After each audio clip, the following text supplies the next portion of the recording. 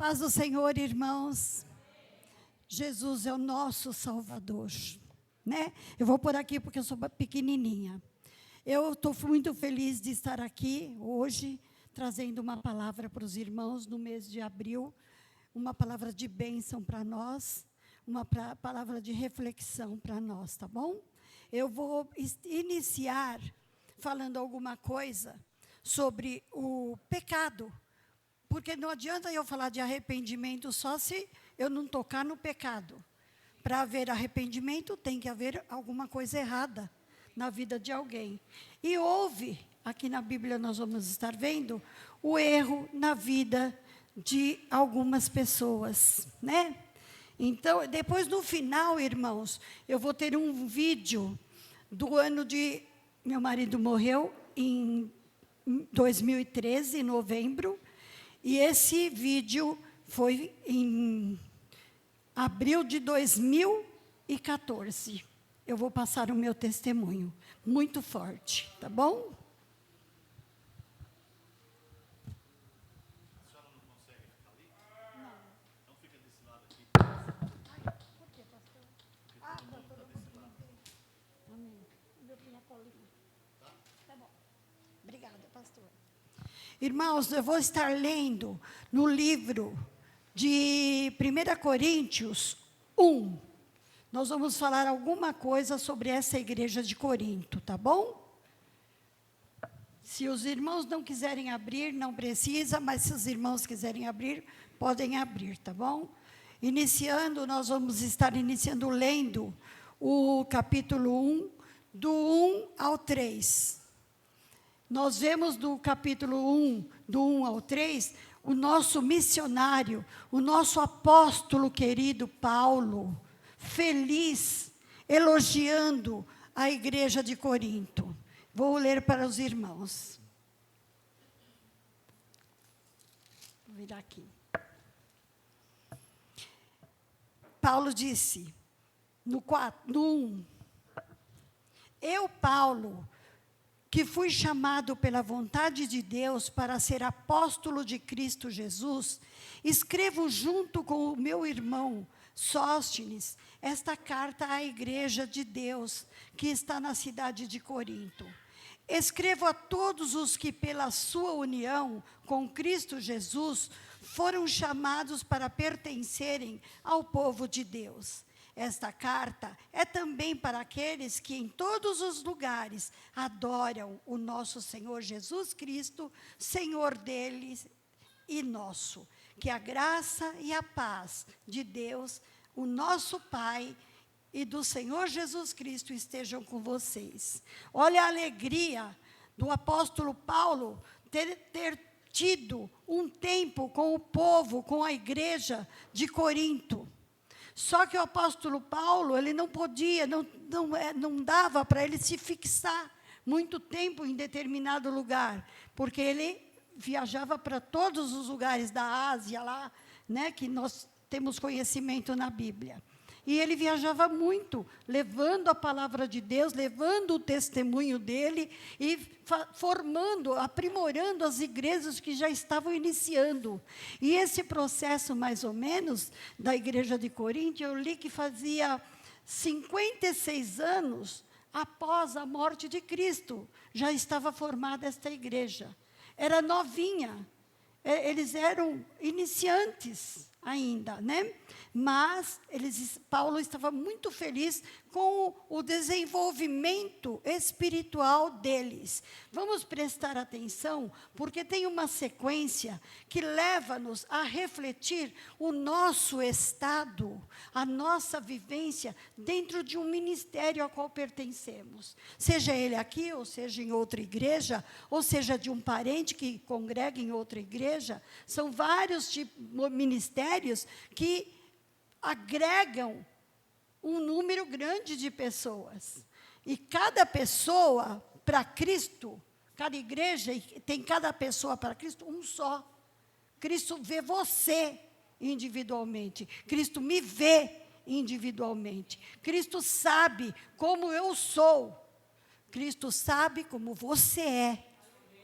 Até nas entrelinhas ele sabe. É aí que vai entrar a palavra maravilhosa. E nós vimos aqui isso Paulo falando. Já no verso 4, irmãos, eu vou até escrever aqui, ele estava, no 4, já estava elogiando essa igreja, por causa dos dons que eles recebiam. Ouçam só, eu sempre agradeço ao meu Deus por causa da graça que Ele tem dado a vocês por meio de Cristo Jesus.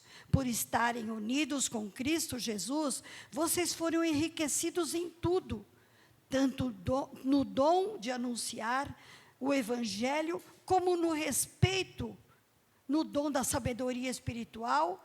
A mensagem a respeito de Cristo está tão firme em vocês, que vocês não têm deixado de receber nenhum dom espiritual, enquanto esperam a vinda do Senhor Jesus. Cristo vai conservá-los firmes até o fim, para que no dia da volta do nosso Senhor Jesus Cristo, vocês não tenham culpa de nada. Deus é fiel. Chamou vocês para que vivam em união com o seu Filho Jesus Cristo, o nosso Senhor. Aqui ele continuou reforçando a alegria interior que ele sentia em relação à fé dos irmãos, o modo de viver dos irmãos, a união dos irmãos. Irmãos, se nós prestarmos atenção, como é difícil, mesmo quando num recipiente de trabalho, há menor número de funcionários, há discordâncias de ideias. Há discordâncias de quando uma pessoa ganha um cargo mais elevado, alguém já olha com olhos diferentes para aquela pessoa. Poderia ter sido eu. Olha só, foi escolher ele. Então, nessas pequenas coisinhas, é que o inimigo começa a trabalhar na atitude individual de cada ser. Porque a intenção de Satanás não é agregar a igreja no mesmo espírito. Ele tem que degenerar, esse é o propósito dele, degenerar a fé cristã, acabar com a fé do irmão, da irmã, distribuir dentro de cada um a contenda, o desânimo, a competição. Isso é que leva à disseminação de uma igreja, a perturbação espiritual, o abatimento espiritual. Começa dessa forma, nós nem percebemos. Às vezes, um comentário acaba com a fé daquele irmão que está começando. Nós temos que ter vigilância no nosso olhar, vigilância no nosso falar, vigilância no nosso amor, quando nós amamos as pessoas, demonstrar com o coração, não só com a boca. Com a boca é fácil falar eu te amo, eu gosto de você. É com a atitude nossa interior.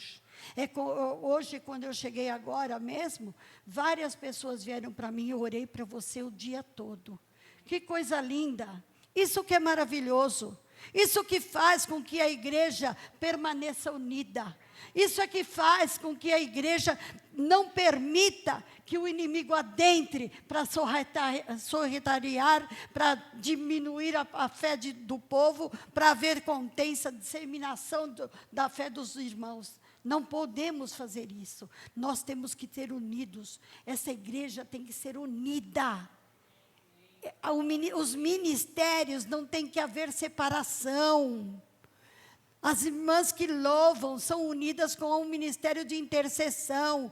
A intercessão é unida com os obreiros, os diáconos, os pastores, presbíteros, unidos no mesmo propósito. O amor é quem comanda, o amor é quem conduz o caminho da perfeição em Jesus Cristo. Esse é o objetivo, e que nós não estamos mais vendo nem dentro das igrejas. Olha como está, um comércio danado, que eu não quero nem citar e não vou citar, menos a salvação, menos o tratamento individual. Quantas pessoas eu olho aqui e também vejo o semblante triste? Quantas pessoas já vieram falar que gostaria de cumprimentar tal irmã, ou irmão, mas a pessoa nunca olha para ele. Aí eu disse um dia, não precisa ele te olhar ou ela. Vá até ele. Chegue até ele. Fale com ele. Irmãos, eu estou falando porque eu sou tímida, hein? E eu faço isso. Porque eu não gostava nem de festa, eu não ia nem em festa, porque eu não tenho papo, eu não tenho assunto. Eu fico lá quietinha. Nos aniversários da minha amiga de coração, eu vou, mas antes de partir o bolo, eu já estou me despedindo. Eu vou, me mostrei lá e falo, tchau. Nem falo para a dona da festa, falo para quem está ali perto de mim. Tchau, já estou indo. Porque eu tenho timidez, eu não tenho muito papo assim. Eu gosto de ter mais amizade para conversar. E numa festa você não tem tanta amizade, e eu não sei fazer isso. Tá bom? E Paulo estava elogiando esses irmãos pelos dons que eles estavam alcançando, pelas bênçãos que eles estavam produzindo na igreja de Cristo Jesus. Paulo estava viajando, ele não estava aqui, ele não podia estar aqui, só que os irmãos queriam ele ali. E de repente, Paulo, vou ver se já muda aqui o assunto. Eu vou já mudar. Não bastando isso, lá no capítulo 5, chegou uma notícia. Antes chegaram essas notícias boas. No capítulo 5, chegou as péssimas notícias. Preste atenção, e nós vamos discutir sobre essas notícias.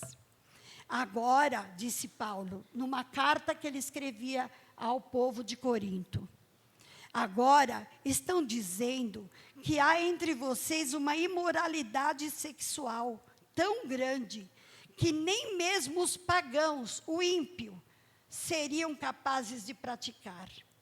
Eu fiquei sabendo que certo homem está tendo relações com a própria madrasta. Como é que vocês podem estar tão orgulhosos? Pelo contrário, vocês deviam ficar muito tristes e expulsar do meio de vocês quem está fazendo uma coisa dessas. Quanto a mim, ainda que eu não esteja presente aí, pessoalmente, estou com vocês em espírito e agindo como se eu estivesse aí. Já julguei pela autoridade do nosso Senhor Jesus Cristo o homem que está fazendo essa coisa horrível. Quando vocês se reunirem, estarei com vocês em espírito. Então, pelo poder do nosso Senhor Jesus, que estará presente conosco, entreguem esse homem a Satanás, para que o seu corpo seja destruído, mas o seu espírito seja salvo do dia do Senhor, no dia do Senhor. Até para esse tipo de gente, Deus tem a cura, Deus tem o livramento, Deus tem o perdão, Deus tem a transformação. Ele falou todas essas qualidades péssimas desse homem. Só que dentro daquela igreja de Corinto, estava havendo uma imoralidade generalizada. Como hoje. O que Paulo fazia? Levava a mensagem de Cristo. Paulo jamais mentiu uma vírgula, uma palavra do que ele pregava, do que ele falava. Da verdade, se alguém errasse, ele chegava na pessoa e contava e falava com a pessoa sobre aquele erro que estava sendo cometido. Não com palavras grosseiras. É como uma mãe de aluno que está com a criança e a criança bate nos outros porque tem autismo, sei lá, ou tem TDAH, e a professora já vem direto querendo ligar para a mãe, vir buscar a criança. E quando deixava-se livremente a professora falar no telefone, ela falava um monte para a mãe.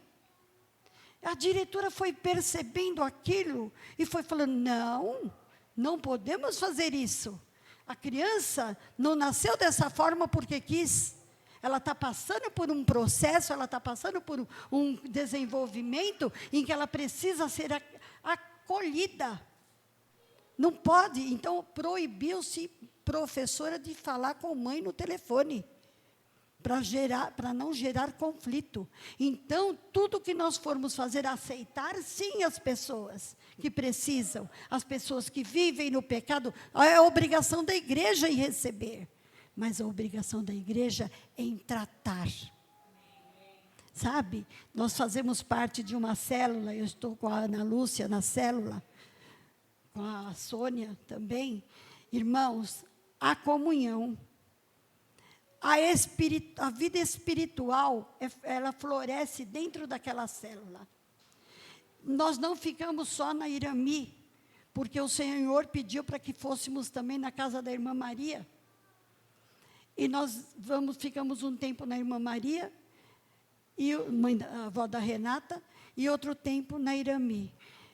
Vocês têm que ver como Deus prepara aquela família para estar presente nas células. Na célula.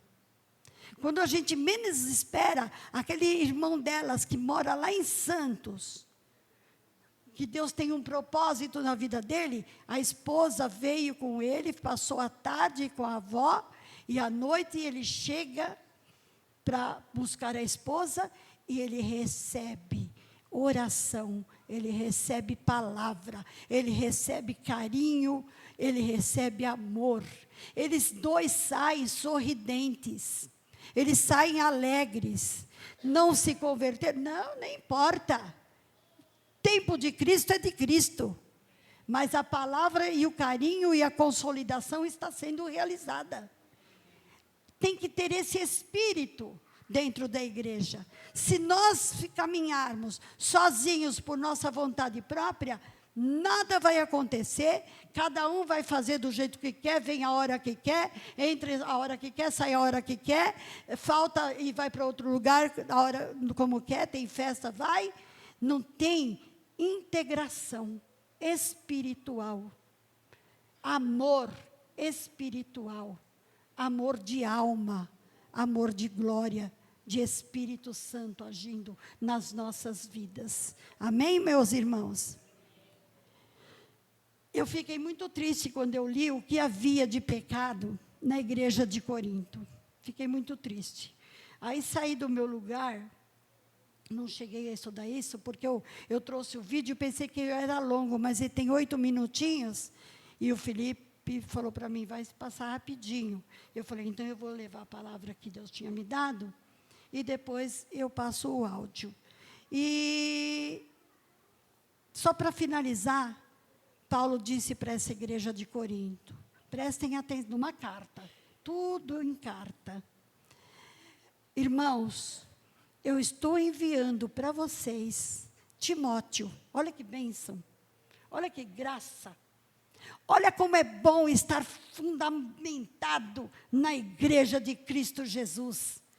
Paulo aprendeu, Timóteo aprendeu com Paulo, foi filho de Paulo na palavra, no evangelho. Paulo orientou esse jovem, ele era jovem, e Deus agora usou Paulo para enviar Timóteo para Coríntio, e ele disse, eu estou enviando para vocês o Timóteo, prestem atenção em tudo que ele lhes ensinar, obedeçam a ele, façam o que ele mandar, que ele orientar vocês, pensem bem, olha só, como é difícil, seria difícil, porque houve divisão naquela igreja, a igreja estava se dividindo, porque um queria de um jeito, outro queria de outro, até Paulo ficou nervoso, quando eles queriam ser um de Paulo, outro de Apolo, outro não sei de quê, Paulo falou, que é isso?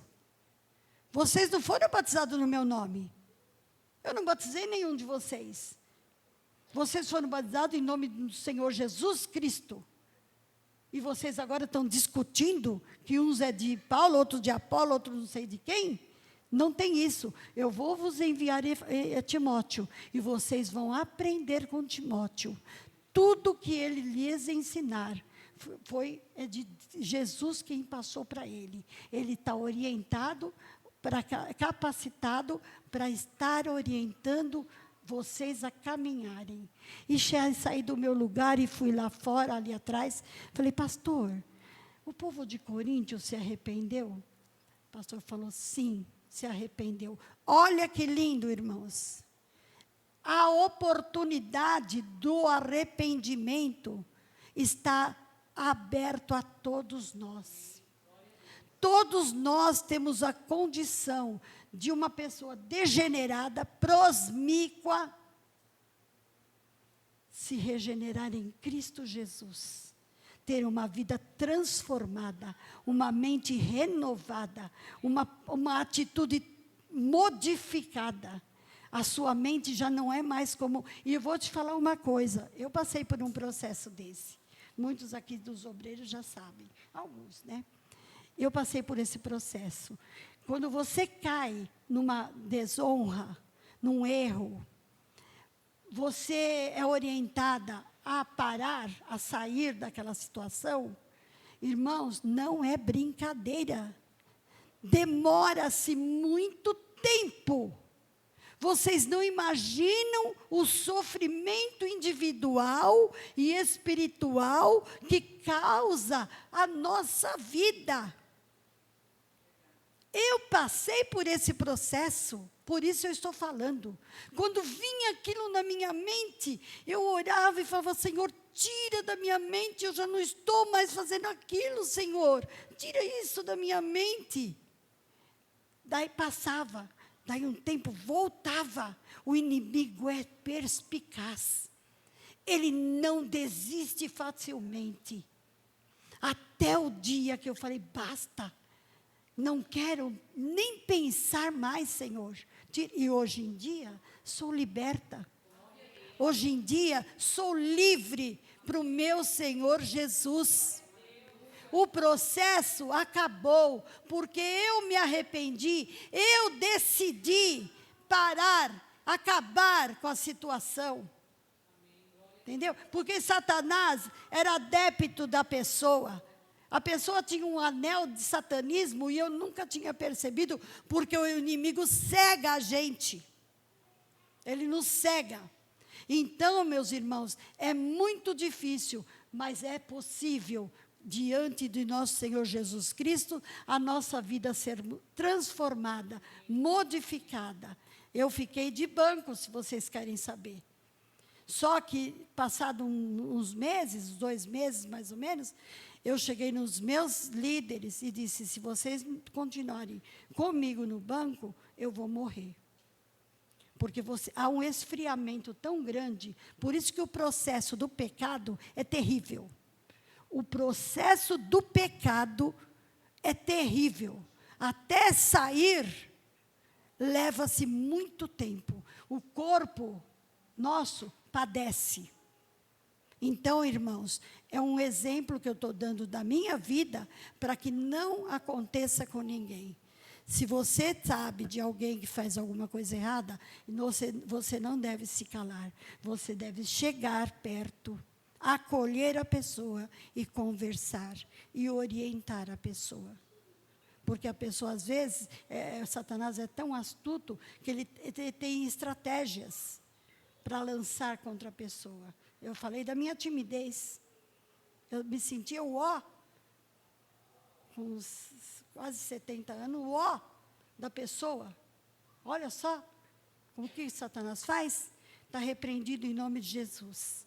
Irmãos, eu quero contar um breve testemunho, porque está tempo ainda. Uma vez, eu estava no Paraná, com meu marido era vivo ainda, e tinha uma corredeira, e havia tido carnaval lá, e nós fomos passear na corredeira. Mas nós vimos calcinha, um monte de coisa jogada lá, e nós falamos até, nós somos cristãos, minha prima também, olha que pecado vir aqui para banalizar um lugar tão gostoso. E os meninos arrumaram, o Alan tinha por volta de uns 13 para 14 anos. Os meninos arrumaram uma boia antes de chegar lá, de caminhão. A boia é aquela molinha que enche. E eles se deitavam naquilo e a corredeira ia levando. E um dos meninos, um dos primos, era bem magrinho. E eu com a filmadora, filmando. Eu não era nada espiritualmente ainda. Presta atenção. Eu filmando. De repente, eu vi o menino assim, eu falei assim, meu Deus, se ele cair no meio da boia porque ele é magro, ele vai afundar e vai morrer. Eu vou lá agora, Cris, segura minha máquina aqui, vai filmando, que eu vou lá ver se aquela boia é perigosa. Olha só, gorda, que era quase 100 quilos. Sentar na boia. Fui, sentei na boia, nisso o Alain veio nadando e fez, mãe, e pôs a mão aqui. No que ele pôs a mão, tchum, virei. E lá foi a Val. Eu fui, não respirava. No começo eu respirei, quando eu pegou a água, eu já não respirava. E eu tentava ir para a beirada, para segurar nas gramas. Não conseguia, porque quando eu batia os pés para baixo, era fundo, por causa da erosão da corredeira.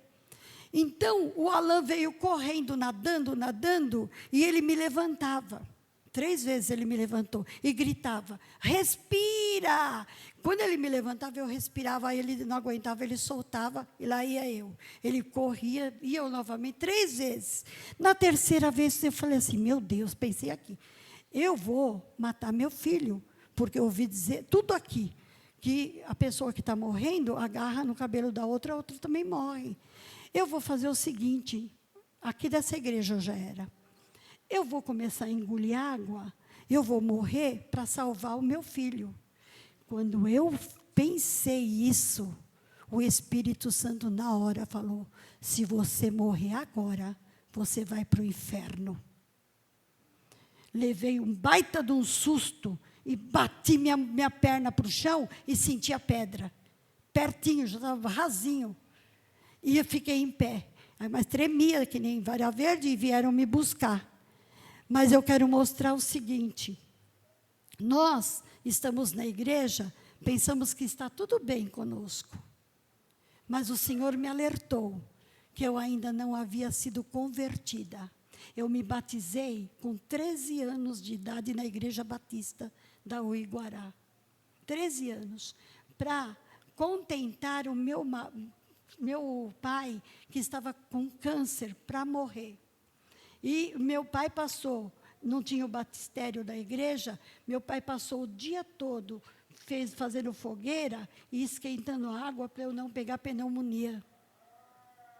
E eu me batizei nessas circunstâncias. E eu vim me converter nesse semi-afogamento que eu tive lá no Paraná. Nesse afogamento, quando o Senhor falou, se você morrer agora, você vai para o inferno, eu não era convertida. Eu resolvi interiormente ser transformada a partir daquele momento em que o Senhor me permitiu ter vida.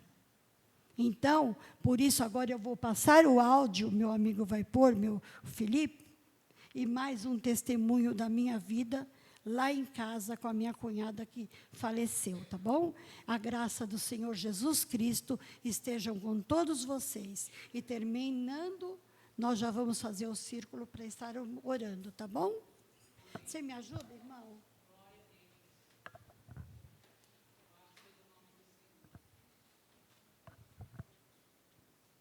Obrigada, filho. Aqui, ó, o microfone. Muito obrigada, viu?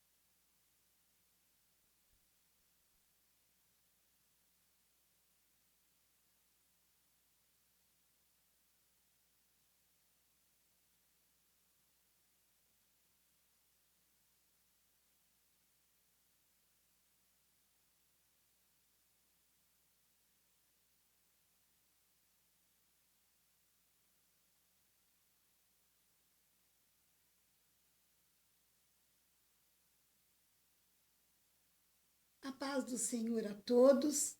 A paz do Senhor a todos.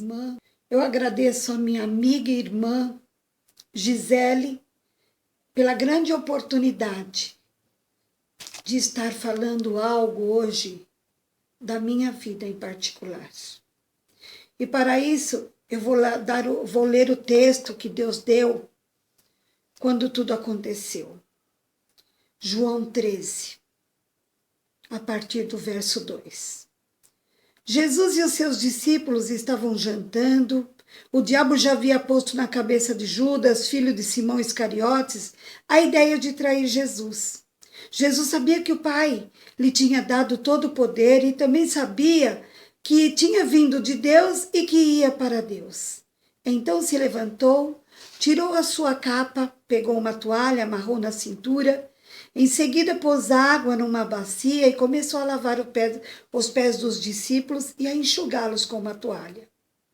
Quando chegou perto de Simão Pedro, este lhe perguntou: vai lavar os meus pés, Senhor? Jesus respondeu: agora você não entende o que estou fazendo, porém mais tarde vai entender. O Senhor nunca lavará os meus pés, disse Pedro. E se eu não lavar, você não será mais meu discípulo, respondeu Jesus. Então, Senhor, não lave somente os meus pés, lave também as minhas mãos e a minha cabeça, pediu Simão Pedro. Aí Jesus disse: quem já tomou banho está completamente limpo e precisa lavar somente os pés. Vocês todos estão limpos. Depois de lavar os pés dos discípulos, Jesus vestiu de novo a capa, sentou-se outra vez à mesa.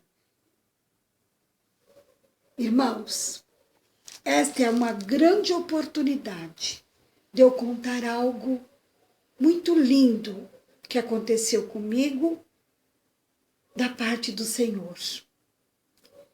Todos sabem, meu marido já faleceu em dezembro e eu fiquei com a irmã dele com mal de Parkinson. Não pude ficar com ela em casa. Na verdade, ela precisaria de muitas cuidadoras de dia, de noite, de domingo, e não era possível. Procurei uma irmã amada, indicou uma clínica na Vila Zelina e eu a coloquei.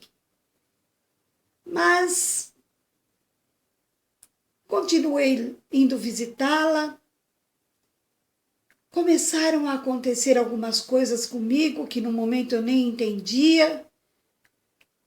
Como assim o desespero em estar visitando todos os dias de visita, a necessidade em ter que levar alguma coisa para ela comer, saborosa, uma fruta diferente, um pudinzinho, um pedacinho de bolo.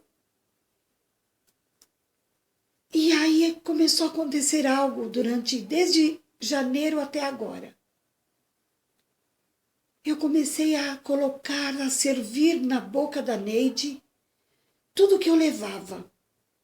Era horário de visita. Todos os familiares tinham seus parentes visitando. A Neide não move as mãos, uma das mãos já está enrijecida, a outra está bem, quase a caminho.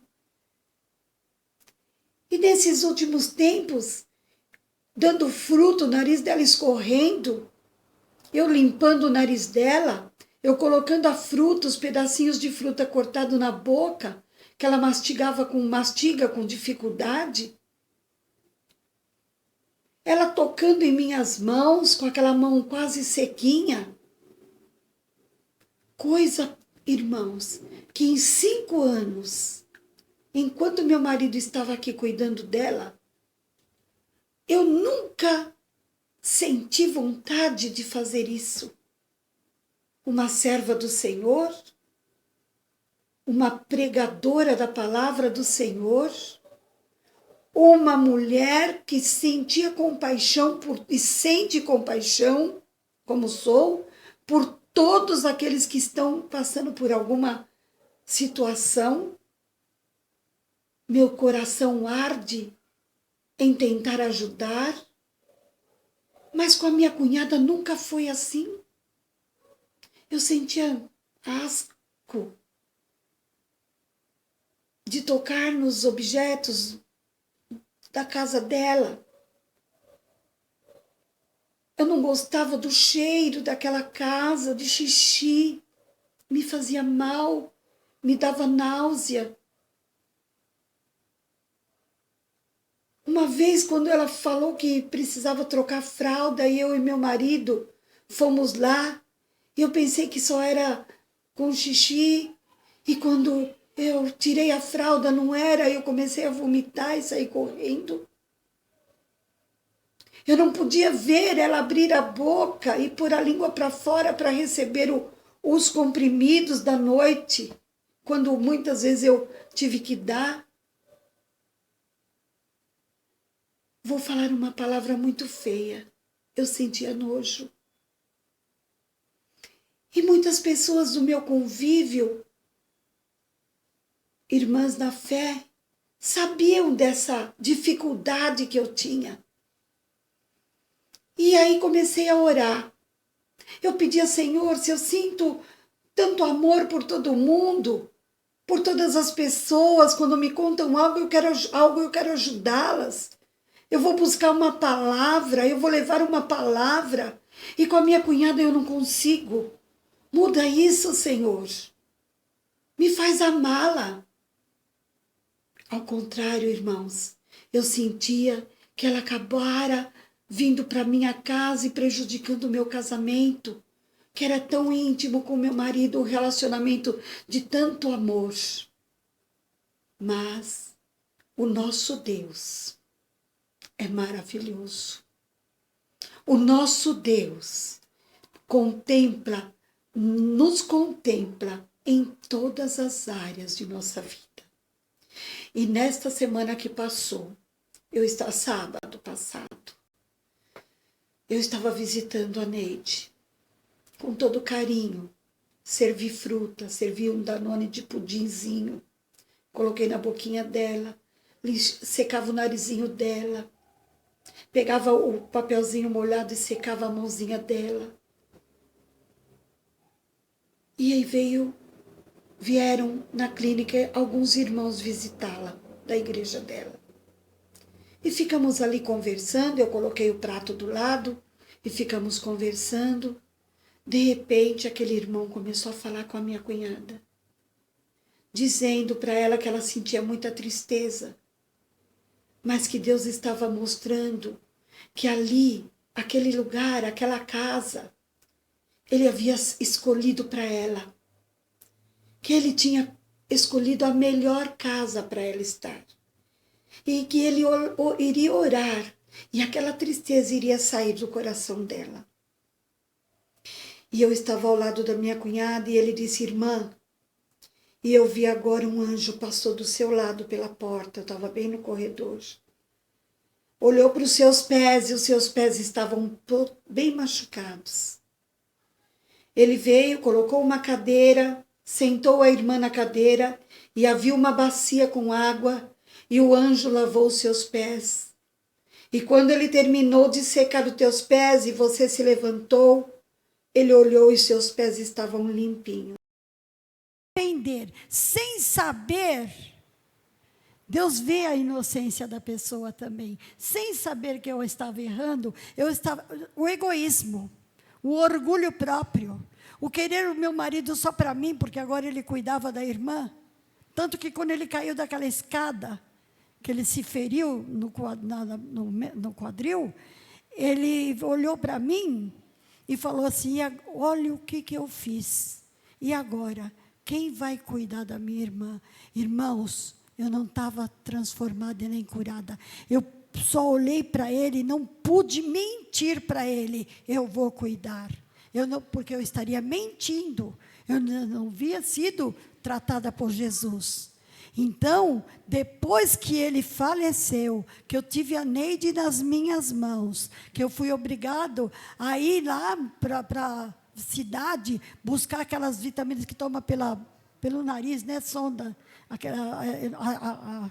o local lá, não ia, eu que ia. Eu ia gritando, chorando para o Senhor. Eu errava, não tinha GPS ainda.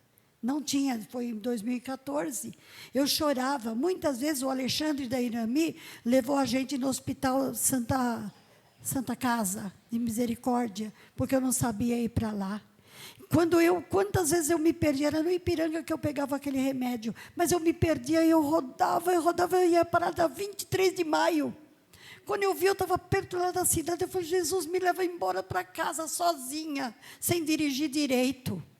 O Senhor contempla a nossa vida todinha. Eu fui regenerada e transformada pelo poder do nome de nosso Senhor Jesus Cristo. Nada deve ser difícil para nós pedirmos e chegarmos a Ele e contarmos a Ele a nossa situação. Ele vê a tua inocência, Ele vê o teu orgulho, Ele vê quando é egoísmo, Ele vê quando é maldade do teu interior, e Ele age de acordo com cada pessoa. É Ele quem transforma. Vamos orar, vamos pedir para o Senhor ouvir o nosso arrependimento, porque tem coisas erradas que nós fazemos, tem coisas erradas que nós pensamos, mas o Senhor é poderoso para nos ajudar a apagar isso da nossa vida, amém? Vamos nos reunir em círculo.